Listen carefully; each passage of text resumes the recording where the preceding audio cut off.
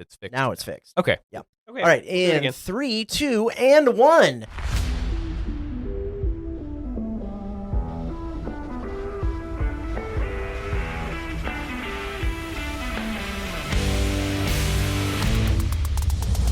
What's going on, everyone? This is the Aggie Game Day Extra Podcast. I'm senior KBTX, Texas A&M sportswriter.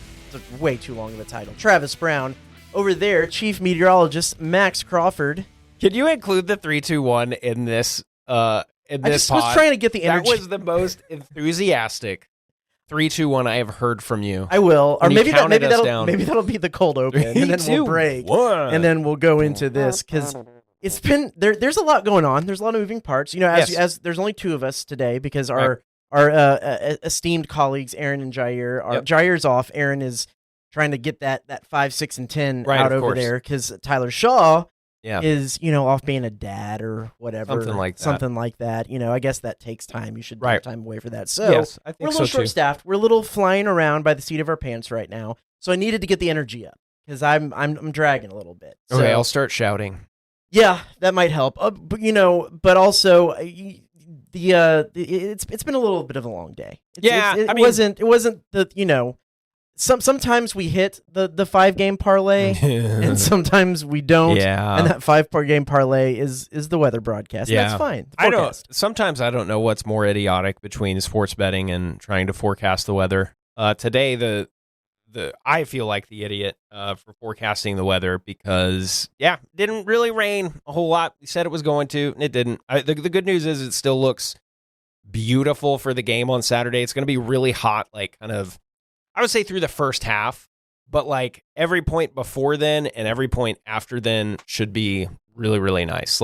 Awesome in the morning, just great tailgating weather, by far the best we've had so far this season, and then really nice in the evening. It's just going to be a little hot during the game. So that all looks like on track still, but this looked like the best chance of rain we were going to see all September, and it just did not pan out. So well, I'll give you your credit. It did rain enough at my house that I needed to put the cover on our new patio furniture. So it got me to actually get out there and put the cover on the patio furniture. That's good. So I appreciate that's nice to know. You'll help me out. But I know you also can't necessarily be like me and be within a touchdown of just about every game predicted this year so far. UTSA, we had I predicted within a touchdown. And then Notre Dame, it was 45. I predicted 45-43. Okay. Excuse me, 42. It was 41. Who did you have as the victor? I did have Notre Dame as the winner. Well, so we weren't gonna go there. But now you're talking like a true meteorologist, where you're backtracking. You're kind of backtracking, saying, "Well, I did have this right." Mm-hmm. Well, the science says that Notre Dame should have won, but A&M.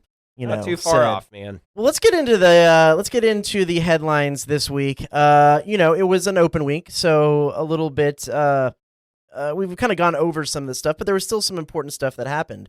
I think the biggest one, and probably what we'll take the most time talking about this little segment, is that the SEC announced the next 4 years of SEC schedules. Yeah, including that's big. Annual opponents, including everybody that A&M is going to play within conference. Every school is going to play within conference for the next 4 years. Let's start with the annual opponents. For A&M, that's going to be Texas, that's going to be LSU, and that's going to be Missouri. Initial reactions to those, Maxwell? I think so. At one point, there was a model out there that kind of said Texas, LSU, and Mississippi State, and I think people were kind of the same, Mississippi State, why? But okay, we'll take it because, the assumption is, even though I think our head-to-head record would say something a little bit different, the assumption was that, okay, that's a beatable team that we could have on our schedule all the time. I think there might be a very small percentage of people who are like, well, why didn't we just leave South Carolina on there?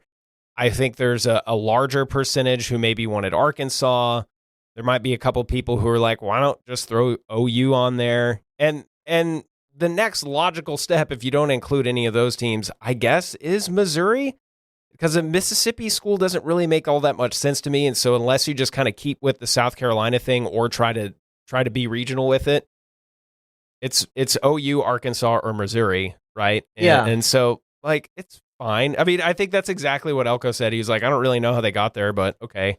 Yeah, I mean, I think we would have said the same thing about Mississippi State if they included Mississippi State. I just think we would have been more happy with it because that seems to be a year in, year out, slightly more winnable game. I think Mississippi State. I think Missouri makes more sense than Mississippi State. I think so too.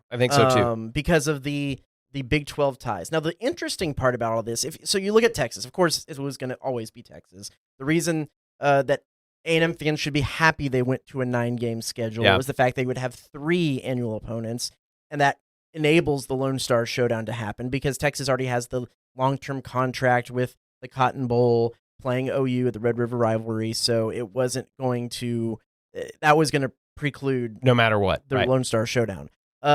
So A&M fans get that back. The college football gets that because of the 9 games with 3 annual opponents. That series with Texas goes back to 1894. There's been over 100 games played in that series. Of course, that makes sense. LSU, A&M has played them back since 1899. Yeah, it's a regional rival. The total series, it's over 50 games played. And they've played. That was the Thanksgiving game early on, which LSU fans notoriously did not like. Correct. But I think after the 7 overtime game, in 2018, that actually became a regional rivalry. Yeah, and again, that was another thing. I think LSU fans were a little slow to come to that conclusion too. But I think it is now. Yeah, now, and I saw some LSU fans saying, "Well, why can't we have?" And honestly, I'm showing my ineptitude here because I forget exactly which 3 that their permanent ones were. But I did see a couple people saying, "Well, why isn't it? Why isn't it this? I'd rather have Florida over A&M because LSU Florida is that." I think LSU fans would tell you that's a rivalry as well. I think it's Ole Miss, Arkansas, and one other team. And LSU's Ole Miss, Arkansas, and A&M. Oh yeah, yeah. See how silly I'm being. I think and some people Bama would have been Alabama, Florida. Like I think that just speaks to the pedigree that LSU has as a program when like everybody wants to play them and wants to call them their rival. I don't know that Florida fans would, because I think Florida's got a couple of teams where they hate a lot more than LSU before you get to LSU. But that is a rivalry game. Yeah. And I think you could also say, you mentioned college football is better for having A&M and Texas. I think you could argue college football is better for having Alabama and LSU play each other regularly, and we're not going to see that in this format. And so there had to be a couple of things that were, taken away. But like, I don't know, Auburn, you have to have Alabama, obviously. You have to have Georgia. And so like I think that's kind of how they made all the dominoes fall as they would, is you say, okay, here are the things that we absolutely have to protect. And then here are some of the things that like, we could do without. But like trying to make everybody happy, trying to have it be somewhat competitive for everybody. Obviously, there are some programs that I think would tell you, we kind of got the short end of the stick. You could maybe argue that A&M and Arkansas are one of those because we have the same permanent rivals. Right? And right now, Missouri is on the up and up. The stats on Missouri, I'm surprised. You think, oh well, okay, they were a Big 12 rival. They've played. Missouri's close, whatever. They've actually only played 17 times in the all-time series, which is surprising, and only 4 of those are from outside SEC or Big 12 play. Prior to that, so it's a recent matchup. If you would call it that. I keep saying permanent, but I believe they're going to re-examine this, every 4 or 5 years? Yeah. Because, if Missouri all of a sudden, gets a heater the next couple of years, then they might switch that out with A&M to give them a team that they don't want one team they don't want to have one team be in the SEC West. Yeah. And all the rest of the teams not have to be. And this is a little bit hyper-focused on just the viewing experience in general. But if you're holding Missouri in one hand and Mississippi State in the other, and you're going to these stadiums to play them, would you kind of have to high and tight, or do you think you could hold them at arm's reach? I think you'd have to. Who is heavier, have to use Missouri your torso. or Mississippi State? Mississippi State's heavier. Okay, come on, let's be real. I think you are looking at. And this is a hater statement. You were looking at the 2 worst viewing experiences in the SEC. And by that, I mean Missouri has a weird angle that you have to watch the game from. And if it's a daytime game, the reflection off of that turf is mind-bogglingly terrible. Fair. And it's just bad. And it's under construction, so I'm sure the stadium's going to look better, and hopefully they get better turf. But it's just, to me, it's just not a good-looking field, and it's at a weird angle, especially during a daytime kick. And then, of course, you have Mississippi State, which I can't watch Mississippi State games because of the Cowbells. It is so Imagine annoying. being there. I usually have my AirPods I have no plans. Game.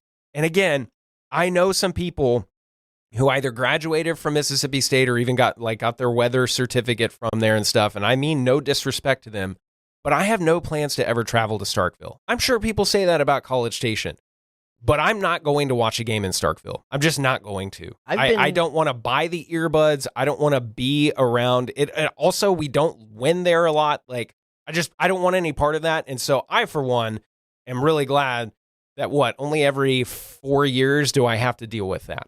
Yeah.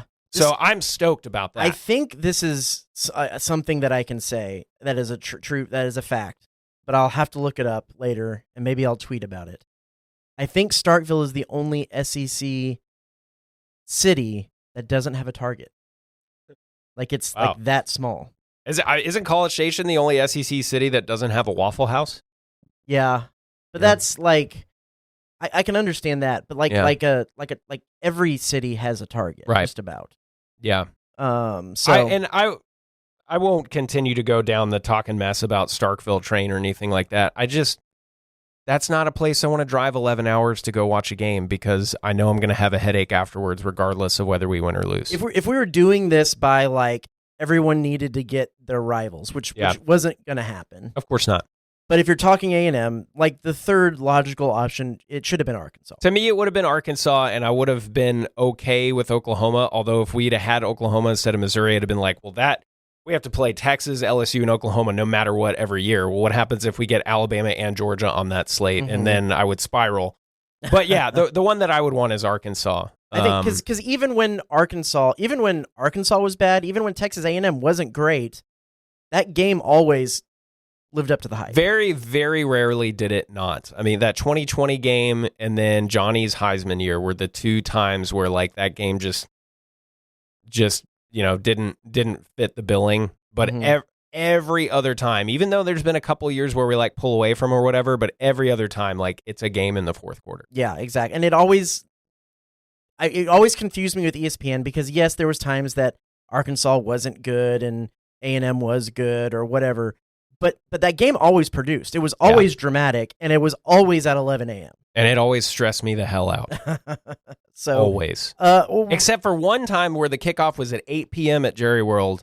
Yeah. And that was when Trevor and Travion ran all over them in the second half. I was at that one, and that was a good time. That was my first one on the beat, and I thought I was, this was how it was going to be every week. No. Real quick, and then the notable points are the fact that in 2027, Georgia finally comes to Kyle Field. That was one of the big talking points that since A&M joined the SEC, Georgia had never been to Kyle Field.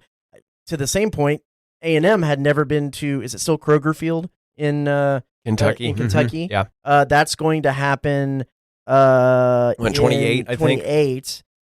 So I'm kind of surprised the Georgia coming to Kyle Field didn't happen in 2026. So I will tell you what, I mean, and maybe the standard of competition is a little bit different between Kentucky and Mississippi State, but for the opposite reason, I would love to go to Lexington. Do a little bourbon action, stock up, go on a bourbon tour, just kind of enjoy Kentucky. I would be excited about a Lexington road trip. Yeah, that's the only venues I haven't been, SEC venues I haven't been to since I've been here. Fayetteville, which we'll do this year because of the and that is a beautiful place. I've been to Fayetteville, haven't been to a game day stadium, so that'll be fun. Kroger Field in Lexington, and I think is it First Bank Field, the Vanderbilt. Okay, is the only other one I haven't been to. So we'll complete the the whole set here. Get there in the next 4 years. We'll probably delve. And then bringing Oklahoma back. As from the A&M fan perspective, I think we're almost assuredly going to go to that game. We got family in Oklahoma. some of which are now like very closely tied to Norman. So yeah, like almost assuredly we're going to that game. We're getting tickets, the whole shebang. So yeah, so I'm excited for that one. Ruben Fothery, questionable to probable this week. Most of the injury news is kind of already out there, we think. Of course, we're recording this Wednesday afternoon. The first availability report will drop tonight, and we'll have more coverage of that on KBTX.com. But the one we asked about this week is that he could see some action this Saturday. Now, he's been a depth guy on the offensive line the last year and a half, so we'll see how much they work him back into everything. Throwback uniforms. They're honoring the 1975 co-championship team where they went. It was Arkansas, A&M, and Texas all went 10-2 that year. And A&M went to the Liberty Bowl, played USC. Did not go well for them. Okay. Cool. But cool. What do we think? You're the fan. What do we think? It wasn't like a jaw-dropping situation for me. I wasn't like, these are amazing, but I did like them. I think they're slick. It's kind of the tough thing with like a traditionalist uniform school.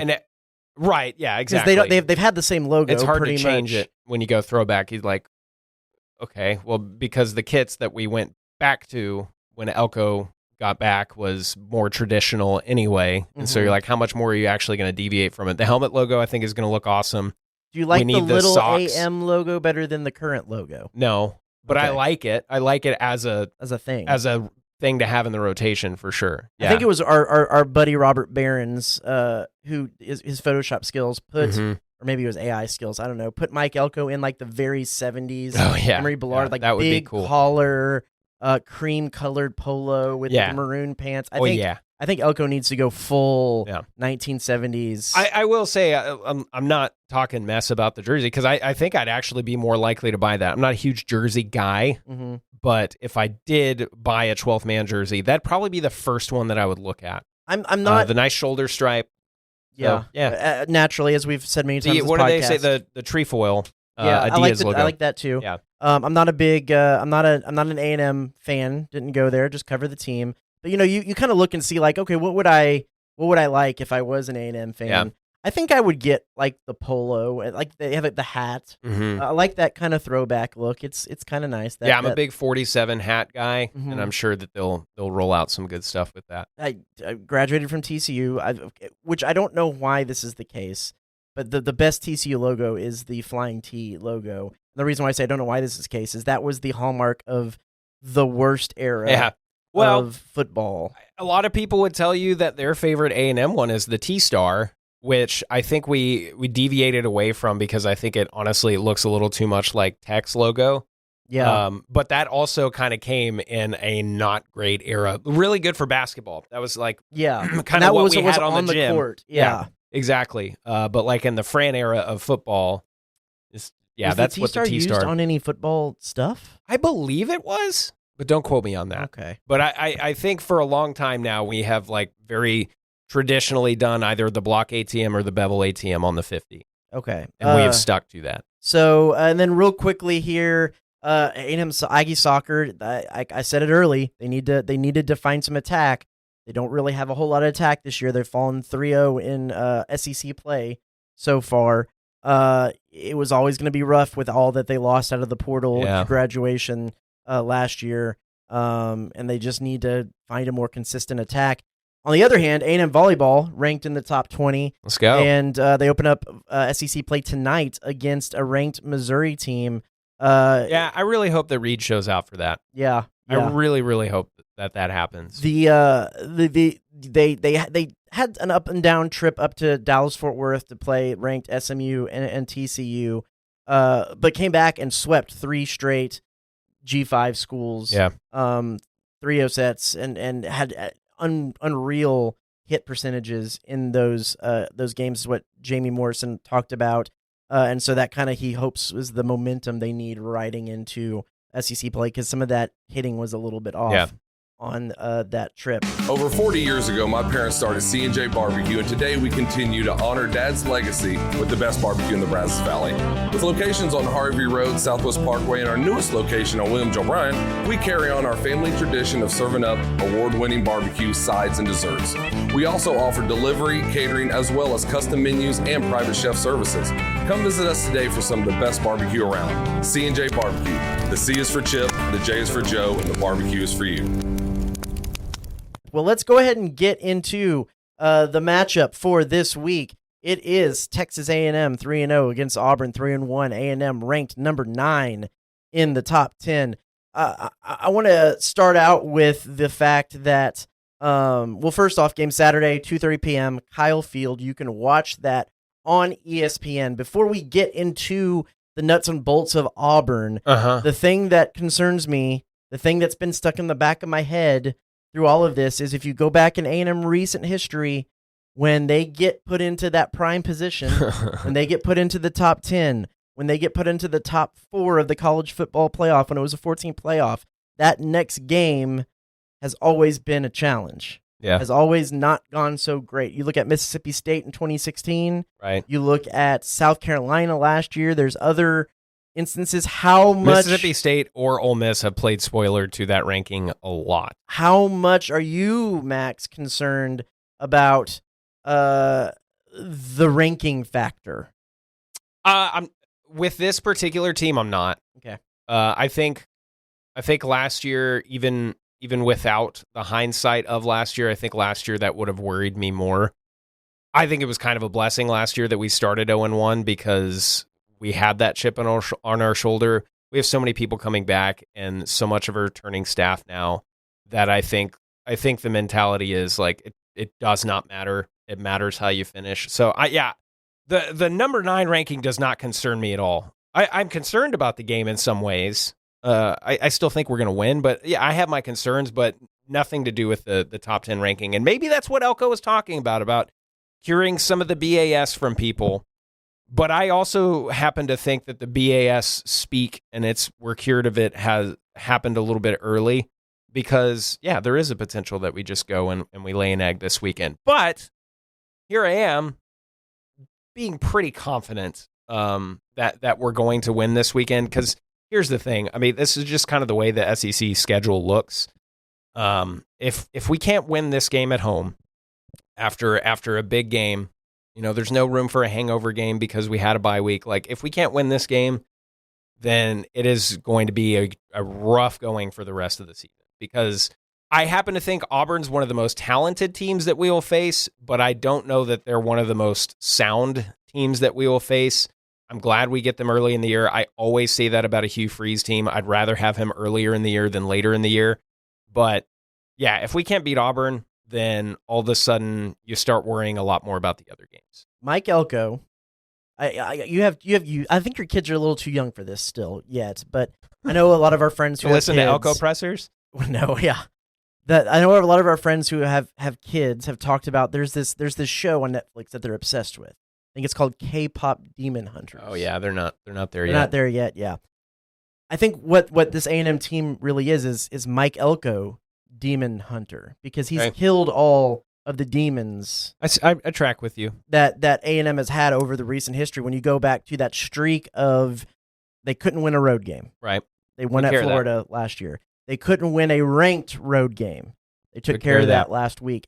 Pretty much every time that there's been a storyline, a narrative of this has plagued A&M, Mike Elko and co. has eliminated that demon. They've taken the boulder off of their back, per se, on that. Take care of business at home when you should take care of business at home. Case in point, Missouri last year. And yeah, so I think he's proven that he can do that. And I would be pretty surprised at this point if we lose this one for a variety of reasons, but just looking at the season as a whole and just from a philosophical standpoint, yeah, it is tough to imagine, and maybe I'm digging myself a hole here, but it is tough to imagine us having a loss after this Saturday.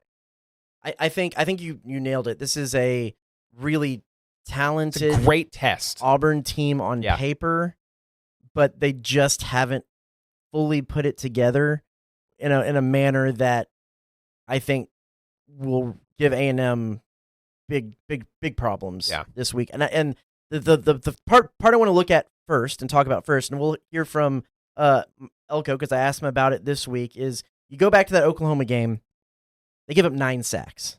9 times Jackson Arnold is on the ground. Yeah. Some of that is we talked with Gerald Dickey this week. You can go watch that film study on KBTX.com right now.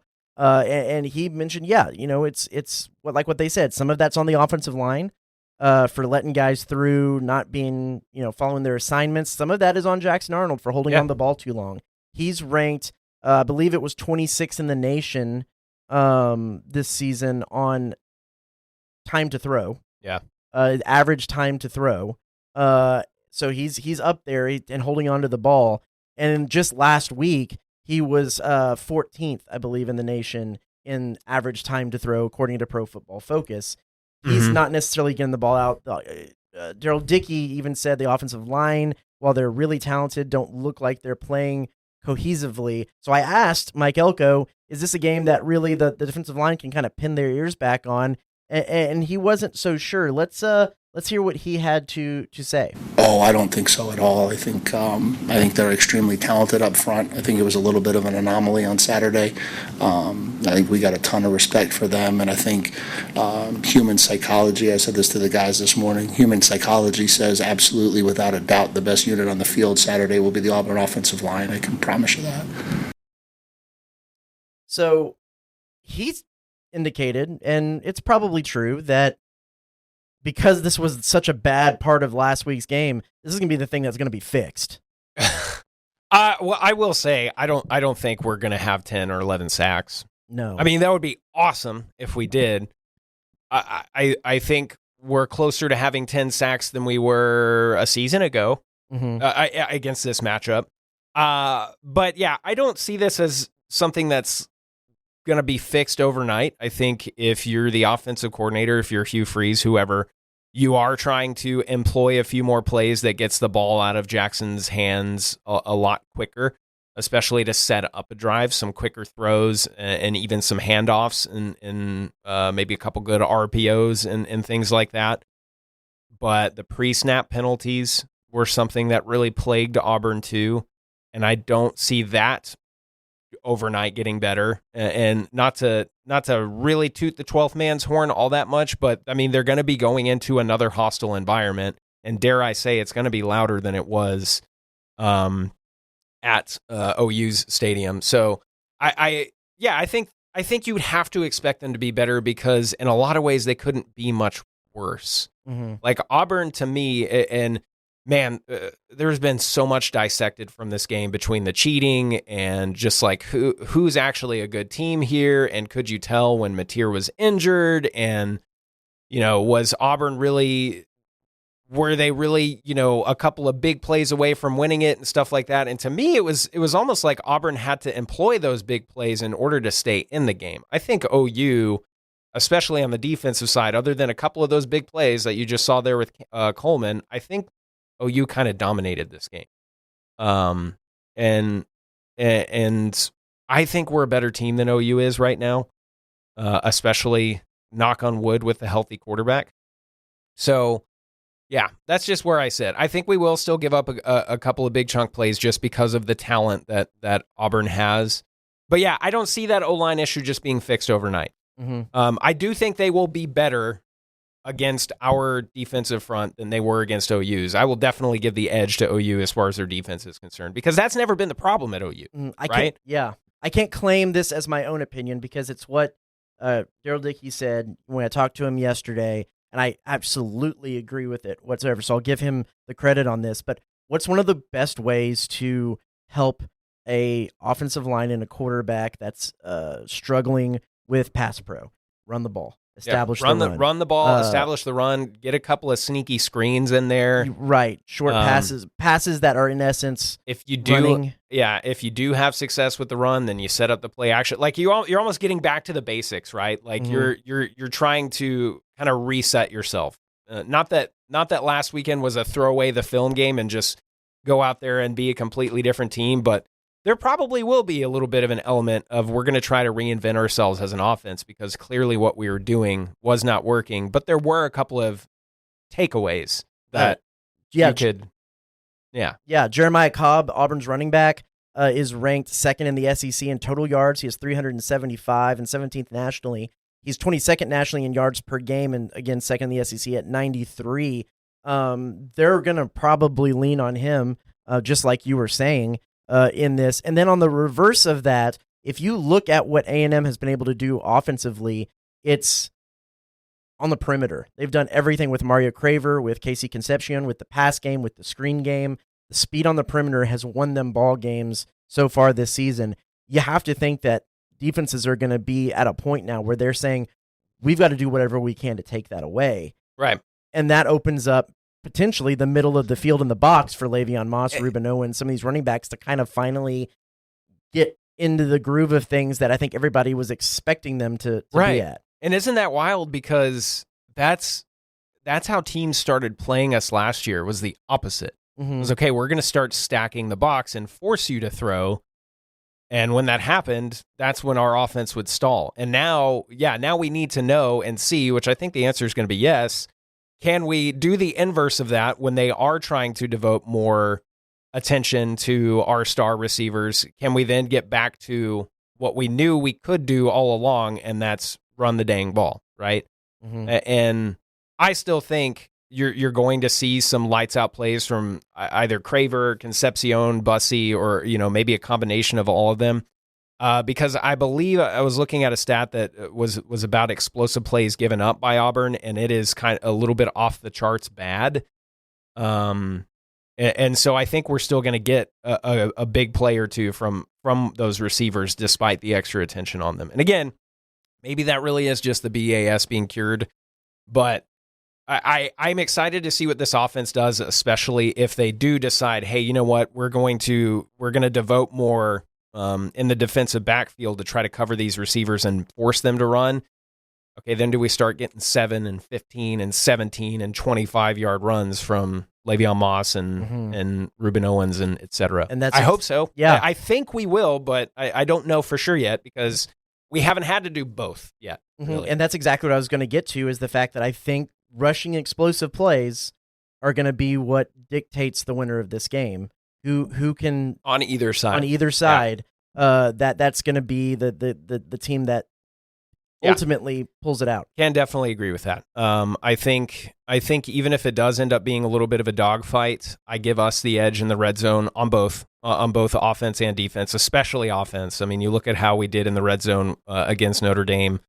Against a defense that's obviously still trying to figure itself out, but still, I think, a very good defense. And then you look at some of the pluses and the negatives that we had in the red zone on defense against Notre Dame, against two of, what we keep saying is the best 1-2 punch running back duo in the league.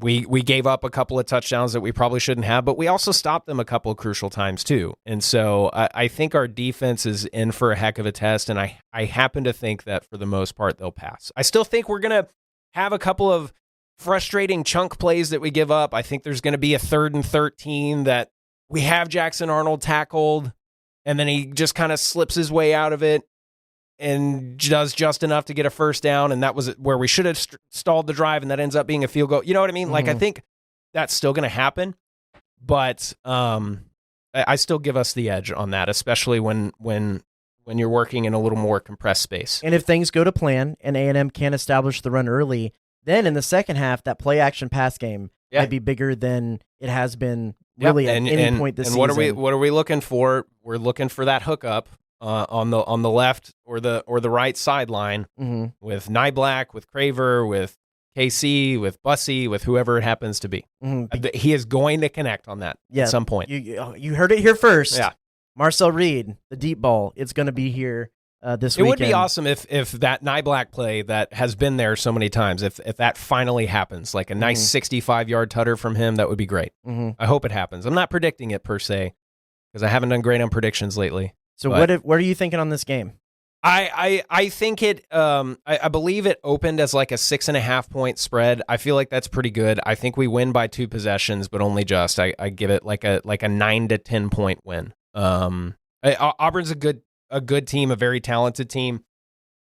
And I think they're going to test us in a couple ways that we haven't been tested so far this year.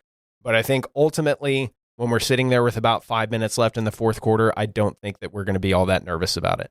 I think this is going to be a game where A&M separates themselves into the upper tier of the SEC. Okay. I think that this is actually going to be a dominating is probably too heavy of a word.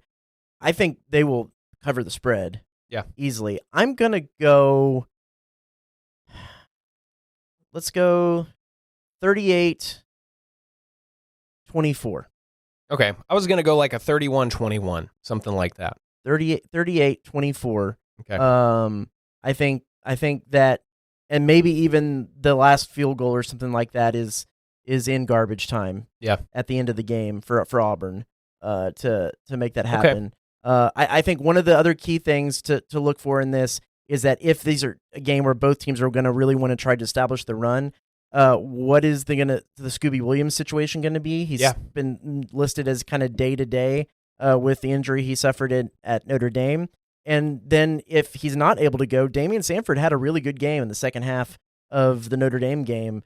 Can he kind of continue that as well? I think that's going to be a big part of A&M's defensive strategy against that. I will say I think there's a couple of ways that this game could go south. I don't see either happening, but I think there's two different ways that this game could go south. I think Auburn's defense, if they prove to be playing up to their talents and kind of lock down our receivers, and then also are at least somewhat successful stopping the run, like they kind of keep us to like 3.5 yards a carry and kind of shut us down in the red zone and stuff like that.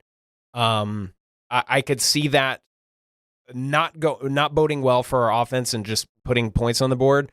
The thing that I am most concerned about is them getting success running the ball, and that then opening up their guys like Cam Coleman and what is it? Is like Brantley Smith or and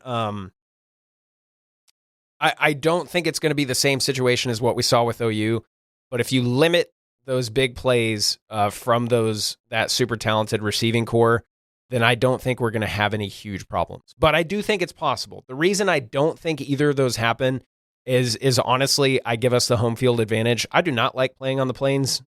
Especially at dark. They always seem to have some interesting mojo against us ever since 2016 was the last time we beat them in Auburn. I'm pretty sure. I could be. Oh, no, we did in 2020 also. But I think home field plays to that here, and I don't think that the environment's going to be any more friendly than it was last Saturday. And the other thing to note today on the SEC teleconference, Hugh Freeze said that Horatio Fields, their third best receiver behind Coleman and Singletary, broke his foot in practice yesterday. Yeah. And so he won't be a part of it. So that can kind of play into maybe... I think the guy that I was thinking of is one of the dudes who torched us last year who's no longer there. But Cam Coleman is always been very much still there. And I'm sure we will hear his name a lot. So let's move over into our final little bit here around the SEC. I put some fireworks in there because it's all about punctuation today. Today is National Punctuation Day. I thought you were going to say like fair season, like here's the firework. I don't know. I don't know where you're going with that. Okay, but today is National Punctuation Day. I love fair season so much. Today is National Punctuation Day. Give me a punctuation. List off a few SEC football teams this year and give me a punctuation mark for how their season's going so far. I think I want to redeem myself with any of the one or two Mississippi State fans who may be listening to this. I think Mississippi State, you can do question mark, exclamation point, question mark, exclamation point, question mark. Okay. Because they're, by all accounts, they're having a heck of a season so far. They have a huge test, which, by the way, I didn't mention this.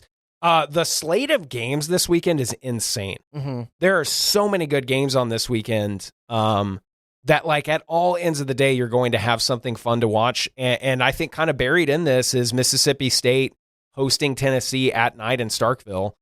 Why